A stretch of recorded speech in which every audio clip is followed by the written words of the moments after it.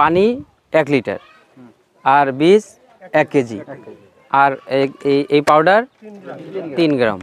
আমাদের এখানে 3 লিটার পানি আছে।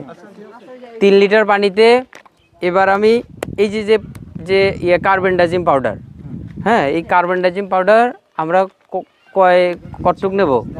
9 গ্রাম। তো 10 গ্রাম দিলাম এই পানির ভেতরে। কয় লিটার? হ্যাঁ, এর মধ্যে বিষক্রিয়া হতে পারে। আপনি হাত দেবেন না, হাত না দিয়ে একটা কাঠি দিয়ে এটা গুলাই দিলেন, ঠিক আছে।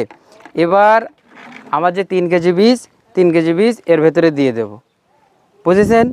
আচ্ছা, এবার মানে এই পানিটা আমি এর ভেতরেই দিলাম, একই না?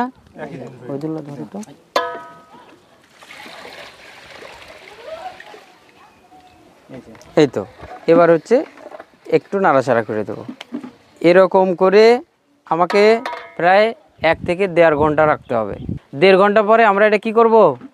হ্যাঁ, বীজগুলো তুলে ফেলবো। 1.5 ঘন্টা হয়ে গেল। এবার আমরা যে বীজটা পাইলাম এর পরিষ্কার পানি দিয়ে আরেকবার ধুতে হবে। জীবাণু কেন মারবো এই জন্য যে আমাদের যে ধান গাছ, এই ধান গাছের 50 থেকে 60% রোগ এই বীজের গা থেকে যাবে, জীবাণুগুলো বীজের গা থেকে যাবে। আমার কথা বুঝেছেন?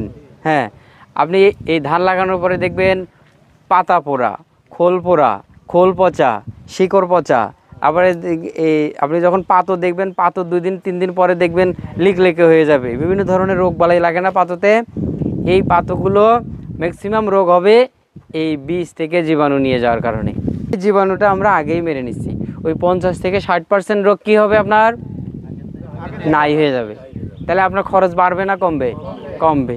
তো এইভাবে আমরা 1 লিটার পানি 1 কেজি বীজ এবং 3 গ্রাম কার্বেন্ডাজিম পাউডার অথবা থিরাম কার্বক্সিন গ্রুপের যে কোনো পাউডার, ওই কার্বক্সিন থিরাম এই গ্রুপ দিলে ভালো হয়, অথবা কার্বেন্ডাজিম গ্রুপ, এগুলো দিলে ভালো কাজ হয়।